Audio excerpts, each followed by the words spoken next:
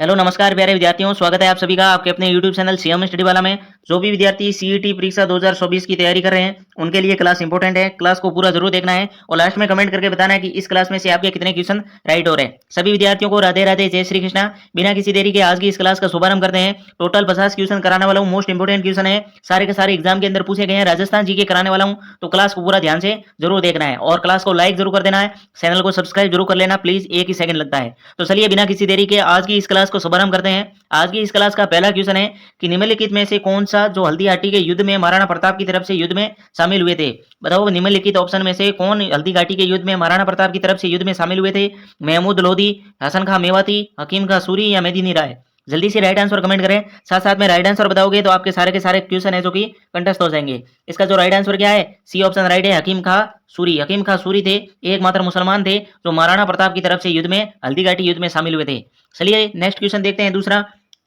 ठीक है, सुमेलित वाला काफी पूछते हैं। सीईटी में जो भी है विभाग आपका अधीनस्थ बोर्ड एग्जाम लेगा वो सुमेलित वाले क्वेश्चन ज्यादा पूछेंगे। तो यहाँ पर पर्यटन स्थल दे रखे हैं और स्थान दे रखा है, कौन सा सही है आपको बताना है, मिलान करके बताना है। सोनी जी की नसिया किससे संबंधित है, सोरासी खंबा की छतरी, बड़ा बाग और सुनहरी कोठी। इसको मिलान करके आपको बताना है। तो आपको बता दूं, सोनी जी की नसिया है जो कि कहां पर है, अजमेर के अंदर है। ठीक है, सोनी जी की नसिया अजमेर। और दूसरा है सोरासी खंभों की छतरी, सोरासी खंभों की छतरी बूंदी है, आपको बताइए।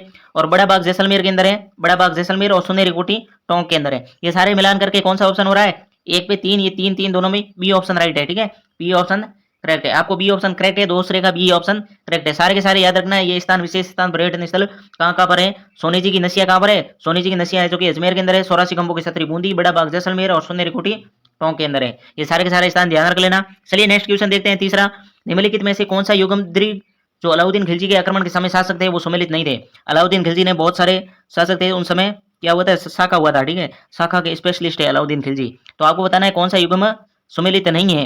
रानी रणथंबोर में अमीर दे थे, बिल्कुल राइट। चित्तौड़गढ़ में राणा रतन सिंह, राणा रतन सिंह थे, बिल्कुल सही। सिवाना के मालदेव बिल्कुल करेक्ट नहीं है। जालोर के कानड़देव थे, सी ऑप्शन गलत है, सुमेलित नहीं है। चलिए नेक्स्ट क्वेश्चन देखते हैं। सोता मालदेव तो कहाँ थे, जोधपुर के राजा थे। निम्नलिखित में से कौन सा त्योहार एक कैलेंडर वर्ष में सबसे बाद में आता है, बताओ निम्नलिखित में जो कौन सा त्योहार है एक कैलेंडर वर्ष में सबसे बाद में आता है। अंतिम जो त्योहार आता है वो कौन सा है, होली है, गणगौर है, रक्षाबंधन है या कृष्ण जन्माष्टमी है। जल्दी से राइट आंसर बताएं। सोते का राइट आंसर क्या होगा, होली। ठीक है, विक्रमी संवत के अनुसार जो कैलेंडर वर्ष का अंतिम त्योहार आता है वो क्या, होली है। ठीक है, सोते का ये ऑप्शन राइट है। चलिए नेक्स्ट क्वेश्चन देखते हैं पांचवा। राजस्थान मानवाधिकार आयोग के अध्यक्ष एवं सदस्यों की चयन समिति में निम्नलिखित में से कौन नहीं होता है। एक समिति होती है जिसके द्वारा क्या, राज्य मानवाधिकार आयोग के अध्यक्ष व सदस्यों का चयन किया जाता है। उस समिति में कौन नहीं होता है, मुख्यमंत्री तो होता है क्योंकि मुख्यमंत्री अध्यक्ष होता है, गृह मंत्री या विपक्ष का नेता या राज्यपाल। जल्दी से राइट आंसर कमेंट करें। डी ऑप्शन करेक्ट है, जो राज्यपाल नहीं होता है। मुख्यमंत्री क्या होते हैं, अध्यक्ष होते हैं इस समिति के, राज्यपाल बिल्कुल भी इस समिति में नहीं होते हैं। चलिए नेक्स्ट क्वेश्चन देखते हैं छठा। विख्यात लोक नाटककार नानूराम किस ख्याल से संबंधित है। आपको बताना है नानूराम जी किस ख्याल से संबंधित है, शेखावटी ख्याल से, जयपुरी ख्याल से, तुरा ख्याल से या कुसामणी ख्याल से। जल्दी से राइट आंसर बताएं। छठे का राइट आंसर क्या होगा, नानूराम जी थे वो शेखावटी ख्याल से थे। ए ऑप्शन करेक्ट है, जिन विद्यार्थियों ने ए ऑप्शन बताया उनका करेक्ट है। चलिए नेक्स्ट क्वेश्चन देखते हैं सातवां। राव जैतसिंह रोसंद ग्रंथ की रचना किसने की थी। राव जैतसिंह रोसंद ग्रंथ की रचना किसने की थी, बीटू सुजा, करणीदान, केशवदास या वीरभाण। जल्दी से राइट आंसर कमेंट करें। सातवें प्रश्न का राइट आंसर क्या होगा, बीटू सूजन है जो कि राव जैतसिंह रोसंद लिखा था, इसलिए ए ऑप्शन करेक्ट होगा। जिन विद्यार्थियों ने ए ऑप्शन बताया ना उनका करेक्ट है। चलिए आठवां क्वेश्चन देखते हैं। निम्नलिखित में से कौन सा युगम लोक देवता और उनकी माता जी से सम्मिलित नहीं है। नई वाले क्वेश्चन ज्यादा पूछते हैं, आपको क्वेश्चन ध्यान से पढ़ना है फिर ऑप्शन पर जाना है। ठीक है, तेजाजी राम प्यारी सुमेलित नहीं है ये बताना है ना। तो तेजाजी है जो कि राम प्यारी बिल्कुल भी नहीं है। रामदेव जी के माता का नाम मेणा दे था, गोगा जी के थे बांसल थी, कमला देवी पाबू जी के थे, तेजाजी का राम प्यारी बिल्कुल भी गलत है। ठीक है, ये ऑप्शन गलत है। तेजाजी के माता जी का क्या नाम था, कमेंट करके बताना, राम प्यारी नहीं था। नेक्स्ट क्वेश्चन देखते हैं नमा। ठीक है, सम्मिलित करना है आपको, सम्मिलित वाले क्वेश्चन ज्यादा पूछ रहे हैं इसलिए आपको प्रैक्टिस टेस्ट के अंदर भी सम्मिलित वाले क्वेश्चन दे रहे हैं। संप्रदाय दे रखा है, प्रमुख गद्य यानी स्थान दे रखा है, आपको बताना है कौन सा गलत है। विष्णुई संप्रदाय किससे संबंधित है, सही बताना है। ठीक है, आपको सही बताना है, सम्मिलित करके बताना है।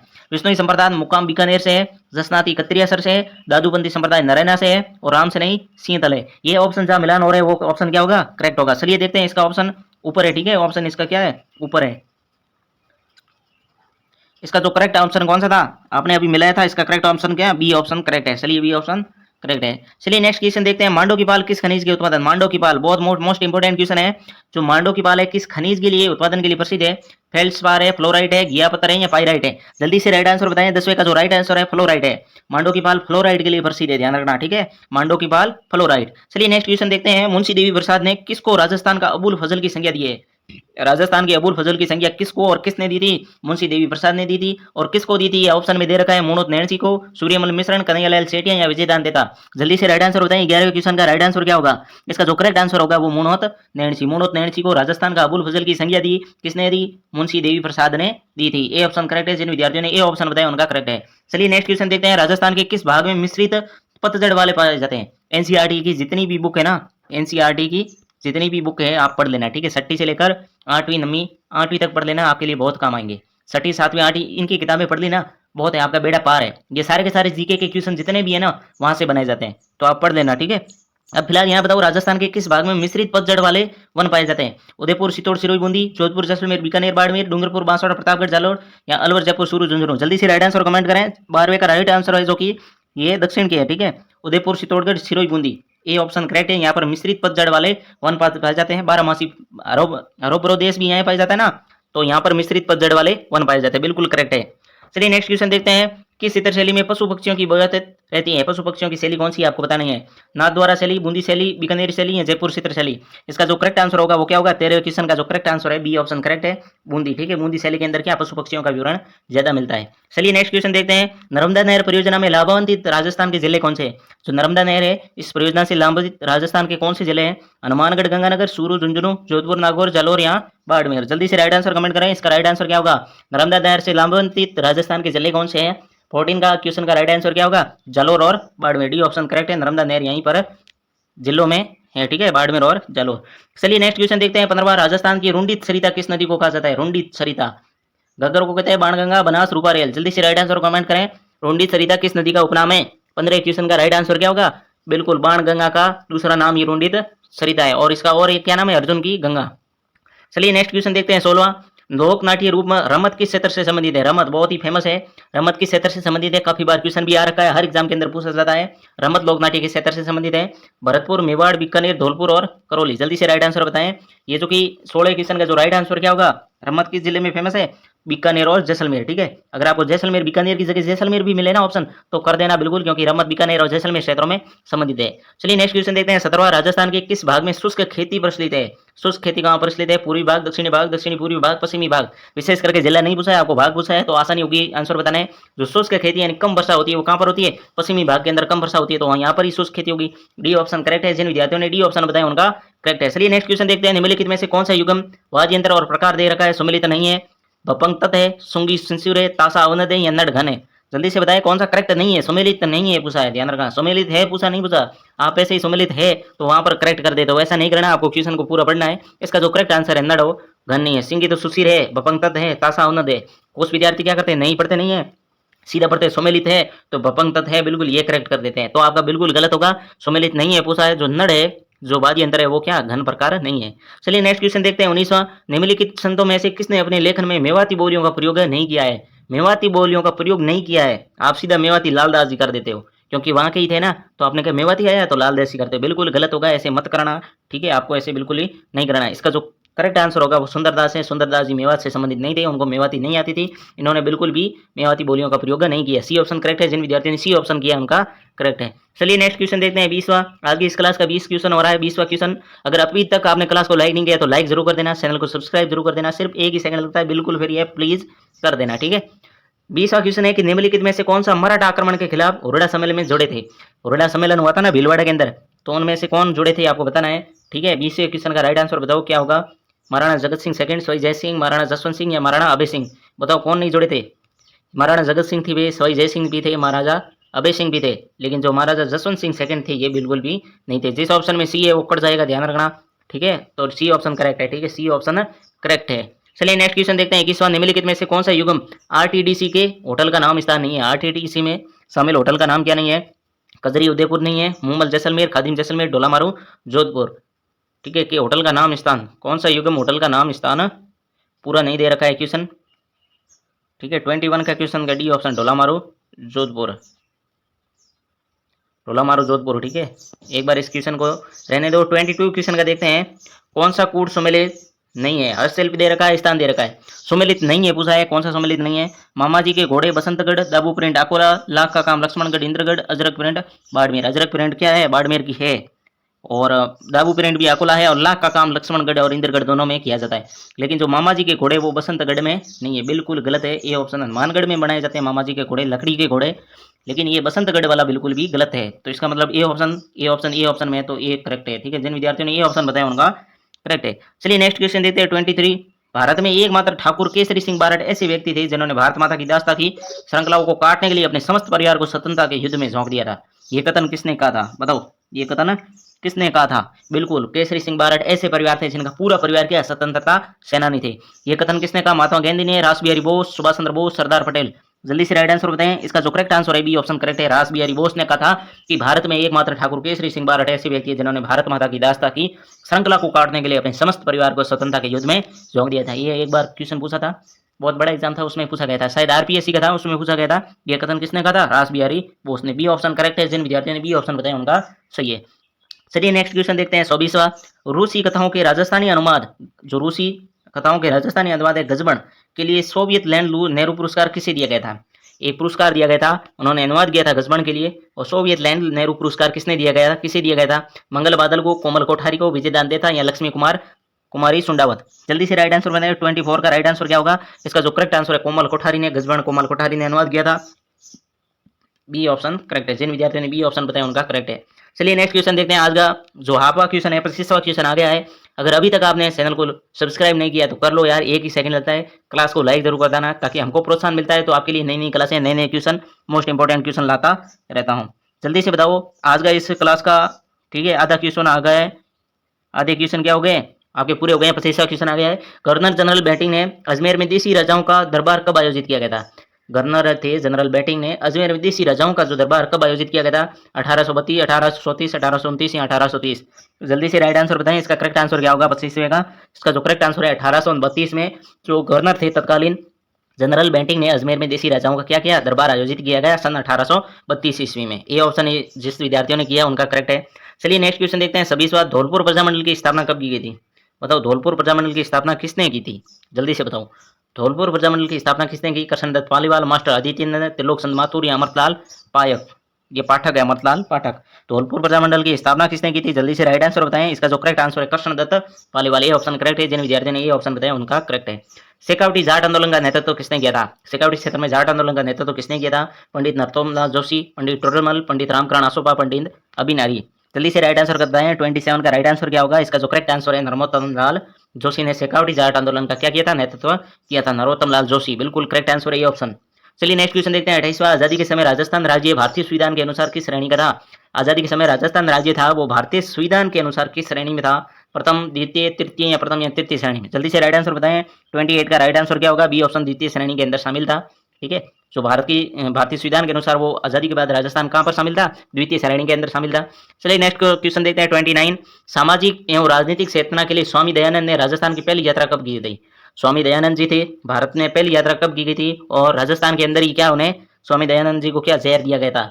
जल्दी से फिलहाल बताओ राजस्थान की पहली यात्रा कब की गई थी? 29 का जो करेक्ट आंसर है क्या? जून 1865 में की गई थी। पहली यात्रा राजस्थान में स्वामी दयानंद सरस्वती ने जून 1865 में की गई थी। 30वां क्वेश्चन देखते हैं कि मेवाड़ में आर्य समाज की स्थापना किसने की थी? मेवाड़ में आर्य समाज की स्थापना किसने की थी? आर्य और वर्मा दोनों याद कर लेना, इनकी तिथियां किसने क्या स्थापना कब की गई थी, ये सारे याद कर लेना। ठीक है, फिलहाल बताओ मेवाड़ में आर्य समाज की स्थापना किसने की थी? विष्णुलाल पांड्या, राधा किशन शर्मा, गोपीनाथ शर्मा या कन्हैयालाल यादव। मेवाड़ में आर्य समाज की स्थापना जो की थी इसका जो करेक्ट आंसर है विष्णुदत्त पांड्या। विष्णुलाल पांड्या ने मेवाड़ में आर्य समाज की स्थापना की गई। 30 क्वेश्चन कंप्लीट हो गए हैं। अब 31 क्वेश्चन देखते हैं। ठीक है, 31 क्वेश्चन मिलान वाला है, सम्मिलित नहीं है, आपको बताना है कौन सा कूट सम्मिलित नहीं है। राजस्थान के एकीकरण के शरण दे रखे हैं, उनके दिनांक दे रखे हैं, कौन सा सम्मिलित नहीं है वो आपको बताना है। ठीक है, कौन सा सम्मिलित नहीं है वो आपको बताना है। पहला है 33 शरण है जो कि 1800,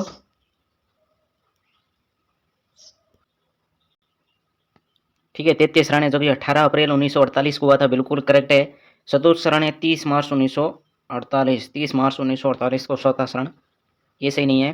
पंचम शरण है जो कि 15 मई 1949, बिल्कुल करेक्ट है। और षष्ठम शरण है जो कि 26 जनवरी 50 को बिल्कुल करेक्ट है। लेकिन जो चतुश्रण है 30 मार्च 1948 को नहीं हुआ था। इसका मतलब इस ऑप्शन का जो 31 क्वेश्चन का है वो इसका जो आंसर सही आंसर होगा वो बी ऑप्शन होगा। तो बी ऑप्शन बी में ही है, तो करेक्ट आंसर क्या है? बी ऑप्शन है। जिन विद्यार्थियों ने बी ऑप्शन किया उनका करेक्ट है। चलिए नेक्स्ट क्वेश्चन देखते हैं 32। राजस्थान राज्य की अंतर्राष्ट्रीय सीमा की लंबाई कितनी है? पिछली बार प्रैक्टिस 1 में भी ये क्वेश्चन आया था, अभी भी क्वेश्चन आ रहा है, हर बार एग्जाम के अंदर आ रहा है, तो आपको ये जरूर याद रखना है। राजस्थान राज्य की जो अंतर्राष्ट्रीय सीमा है यानी पाकिस्तान से लगती है वो कितनी सीमा है? 1070 किलोमीटर है, 4850 किलोमीटर है, 1869 किलोमीटर है, 5920 किलोमीटर है। इसका विशेष ध्यान रखना है। अंतर्राष्ट्रीय सीमा है जो कि राजस्थान राज्य की बात की जाए तो 1070 किलोमीटर लगती है, वो भी पाकिस्तान देश से। ठीक है, ये एकमात्र देश से लगती है, वो भी पाकिस्तान से। राजस्थान की एकमात्र अंतर्राष्ट्रीय सीमा पाकिस्तान देश से लगती है। चलिए नेक्स्ट क्वेश्चन देखते हैं 33वां। कर्क रेखा राजस्थान के किन जिलों से होकर गुजरती है? जो कर्क रेखा राजस्थान के सिर्फ 2 जिलों से गुजरती है, वो किससे गुजरती है आपको बताना है। बांसवाड़ा उदयपुर से, बांसवाड़ा डूंगरपुर से, बांसवाड़ा चित्तौड़गढ़ से, उदयपुर चित्तौड़गढ़ से।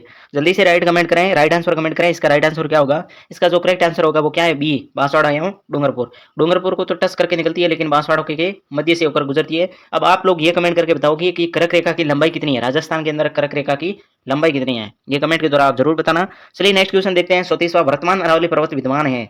वर्तमान में जो अरावली पर्वत है वो किसमें विद्यमान है? वलित पर्वतों के रूप में, संग्रहित पर्वतों के रूप में, अवशिष्ट पर्वतों के रूप में, या ब्लॉक पर्वतों के रूप में? जल्दी से राइट आंसर कमेंट करें। या आप जब विशेषता लिखते हो तो पहली लाइन यही आती है, लेकिन आप खास करके विशेष करके ध्यान नहीं देखते हो कि ऐसा क्वेश्चन आएगा नहीं, लेकिन कई बार पूछ लिया गया है कि वर्तमान में अरावली पर्वतमान विद्यमान है, कैसी स्थिति है आपको बतानी है। 34 का राइट आंसर बताएं। इसका जो करेक्ट आंसर क्या होगा 34 का? तो 34 का करेक्ट आंसर होगा वो सी ऑप्शन, यानी अवशिष्ट पर्वतों के रूप में है। सी ऑप्शन करेक्ट है। जिन विद्यार्थियों ने सी ऑप्शन बताया उनका करेक्ट है। चलिए नेक्स्ट क्वेश्चन देखते हैं। राजस्थान में भोरहाट का पठार स्थित है। राजस्थान में जो भोरहाट का पठार है वो कहाँ स्थित है? माउंट आबू अम्बा माता के बीच में, कुंभलगढ़ घुगुंदा के बीच में, जयसमंद प्रतापगढ़ के बीच में, या बेसरोडगढ़ या बिजोलिया के बीच में? 35 का राइट आंसर क्या है बताओ जल्दी से कमेंट करके। इसका जो करेक्ट आंसर है क्या? भोरहाट का जो पठार है वो कुंभलगढ़ व घुगुंदा के बीच में। बी ऑप्शन करेक्ट है। जिन विद्यार्थियों ने बी ऑप्शन बताया उनका करेक्ट है। चलिए नेक्स्ट क्वेश्चन देखते हैं 36वां। सिरोही में तीव्र ढलान युक्त उबड़ खाबड़ पहाड़ियों को स्थानीय भाषा में क्या कहते हैं? जो सिरोही जिले है उसमें तीव्र ढाल युक्त उबड़ खाबड़ पहाड़ियां हैं, उसको स्थानीय भाषा में क्या कहते हैं? सापर कहते हैं, बाकर कहते हैं, गिरवा कहते हैं, या डांग कहते हैं? गिरवा तो उदयपुर में है, तो आपको बताना है राइट आंसर क्या है। 36 का राइट आंसर क्या होगा? जो 36 का राइट आंसर है यानी भाकर कहते हैं। ठीक है, भाकर कहते हैं। अगर भाकर की परिभाषा पूछ ले तो तीव्र ढाल युक्त उबड़ खाबड़ पहाड़ियों को स्थानीय भाषा में क्या कहते हैं? भाकर। वो भी किस जिले में? सिरोही जिले में। ठीक है, याद रखोगे ना? बिल्कुल आपको याद रखना पड़ेगा, एग्जाम को पार करना है तो याद रखना पड़ेगा। 37 का क्वेश्चन देखते हैं। वाकल, वत्रक, वेसवा, हाथीमती किसकी सहायक नदियां हैं? वाकल और हाथीमती आपने नाम तो सुना होगा। वेत्रक और मेसवा भी किसकी सहायक नदियां आपको बताना है। सारे के सारे याद नहीं रख सकते हो, लेकिन एक दो याद रखोगे ना तो सारे के सारे क्वेश्चन आपका सॉल्व हो जाएगा। तो अगर वाकल और हाथीमती इसमें से एक भी नदी याद है ना आपकी कि इसकी सहायक नदी है, तो बिल्कुल आप आंसर क्या करेक्ट कर दोगे। फिलहाल इसका सही आंसर बताओ। मई है, जखम है, साबरमती है, सोम है। जल्दी से राइट आंसर बताओ। 37वें क्वेश्चन का जो राइट आंसर है साबरमती। ठीक है, वाकल साबरमती ये काफी विद्यार्थियों को पता है। वेत्रक और मेसवा अगर नहीं पता है तो हाथीमती भी पता है। अगर आपको ये पता है तो आप सीधा साबरमती टिक करोगे। सी ऑप्शन करेक्ट है। जिन विद्यार्थियों ने सी ऑप्शन कमेंट किया ना उनका करेक्ट है। चलिए नेक्स्ट क्वेश्चन देखते हैं 38वां। राजस्थान में शीतकालीन वर्षा होती है। लौटते मानसून से होती है। शीतकाल यानी सर्दियों में वर्षा होती है, तब कब होती है? लौटते मानसून से, दक्षिणी पश्चिम मानसून से, उत्तर पूर्व मानसून से, या भूमध्य चक्रवातों से? जल्दी से राइट आंसर कमेंट करें। जैसे जो रबी की फसलें हैं उसको लाभदायक होती है, गेहूं के विशेषकर गेहूं की फसल को। 38 का राइट आंसर बताएं। 38 का जो राइट आंसर है भूमध्य सागरीय से जो चक्रवातें उठती है उनका करेक्ट आंसर है। ठीक है, इनसे शीतकालीन वर्षा होती है। डी ऑप्शन करेक्ट है। 38वें का डी ऑप्शन करेक्ट है। चलिए नेक्स्ट क्वेश्चन देखते हैं 39वां। ठीक है, 39वां क्वेश्चन देखते हैं। वर्टिसॉल्स मिट्टी राजस्थान के निम्नलिखित में से किस जिलों में पाई जाती है? किन जिलों में पाई जाती है वर्टिसॉल्स? जितनी भी मैंने कहा वर्गीकरण किया गया है, थर्ड वार्ड का है, जितनी भी ये मृदाएं हैं वो सारे के सारे आपको याद कर लेना है। एक बार कॉन्सेप्ट क्लियर कर लोगे ना तो फिर कैसा भी क्वेश्चन आ जाएगा इनसे संबंधित आप आराम से क्लियर कर लोगे। फिलहाल बताओ वर्टिसल्स मिट्टी राजस्थान के किन जिलों में है? झालावाड़, बारां, कोटा, भरतपुर, बूंदी, बांसवाड़ा, धौलपुर, करौली। इसका जो राइट आंसर क्या होगा वो कमेंट करें। 39 का जो राइट आंसर क्या है? झालावाड़ और बारां में वर्टिसॉल्स मिट्टी पाई जाती है। चलिए नेक्स्ट क्वेश्चन देखते हैं 40वां। आज की इस क्लास का 40वां क्वेश्चन आ गया है। अगर आपने अभी तक क्लास को लाइक नहीं किया तो लाइक कर देना, सिर्फ 1 ही सेकंड लगता है, हमको प्रोत्साहन मिलता है। और चैनल को सब्सक्राइब कर लेना, क्योंकि फ्री क्लासें आपको हमेशा मोस्ट इंपोर्टेंट क्वेश्चन मिलते रहेंगे, इसलिए सब्सक्राइब कर लो यार, 1 ही सेकंड लगता है। 40वां क्वेश्चन है कि निम्नलिखित में कौन से वन राजस्थान में सर्वाधिक क्षेत्रफल में फैले हुए हैं? कौन से वन है जो कि राजस्थान के सर्वाधिक क्षेत्र में पाए जाते हैं? उष्ण कटिबंधीय पतझड़, मिश्रित पतझड़, या उपोष्ण कटिबंधीय सदाबहार वन, या शुष्क सागवान? जल्दी से राइट आंसर करें। 40वें क्वेश्चन का जो राइट आंसर है उष्ण कटिबंधीय पतझड़ वन, क्योंकि ये ज्यादातर क्षेत्र है तो यहाँ पर ज्यादा वन होंगे। तो चलिए नेक्स्ट क्वेश्चन देखते हैं 41वां। आपके 40 क्वेश्चन हो गए हैं। 41वां क्वेश्चन देखते हैं।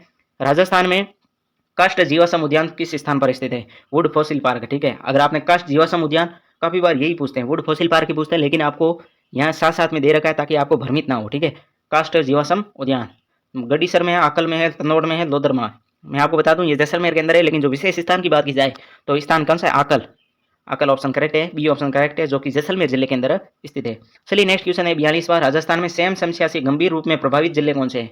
तो राजस्थान में जो सेम की समस्या है, एक नहर लाई गई है, ठीक है, नहर के द्वारा ये समस्या उत्पन्न हुई है, तो कौन से गंभीर रूप में प्रभावित जिले है वो बताना है। बूंदी, झालावाड़, हनुमानगढ़, गंगानगर, भीलवाड़ा, बीकानेर, कोटा, बारा। बीकानेर तो बिल्कुल नहीं होगा क्योंकि बीकानेर के अंदर कोई भी नदी नहर नहीं है। तो बताओ 42वां क्वेश्चन करेक्ट आंसर क्या होगा? सेम समस्या से गंभीर रूप से प्रभावित जिले कौन से हैं?